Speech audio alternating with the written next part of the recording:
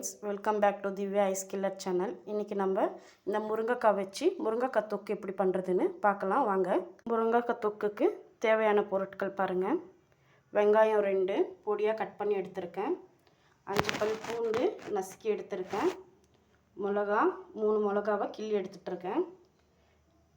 சீரகம் கொஞ்சம் எடுத்திருக்கேன். காரந்தூள், சாம்பார் தூள், தனியாத்தூள் எடுத்துகிட்ருக்கேன் பாருங்கள். அது கூடவே நம்ம 3 தக்காளியை அரித்து பேஸ்ட் மாதிரி எடுத்துகிட்ருக்கேன். அதை கட் பண்ணி குக்கரில் சேர்த்துக்கலாம். அது கூட கொஞ்சம் உப்பு சேர்த்துக்கிட்டு 2 விசில் வந்த உடனே நம்ம ஆஃப் பண்ணி அதை செப்பரேட்டாக எடுத்துக்கலாம். 2 விசில் வந்துடுச்சு. நம்ம ஆஃப் பண்ணி எடுத்துக்கலாம். வேக வச்சு எடுத்துக்கணும். நம்ம கடாயை எடுத்துக்கலாம். தேவையான அளவு எண்ணெய் சேர்த்துக்கலாம்.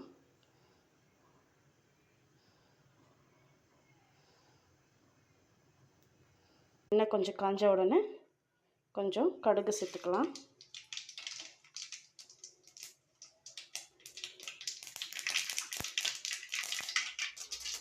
கடுகு வெடித்த உடனே மிளகா சேர்த்துக்கலாம். பூண்டு சேர்த்துக்கலாம்.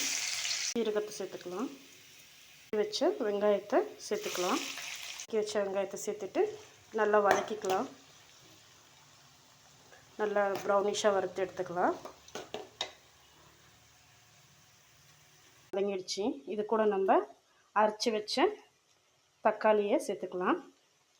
அரைச்சி வச்ச தக்காளியை சேர்த்துக்கலாம். இது கூட சேர்த்துட்டு நல்லா கிளறி விட்டுக்கலாம்.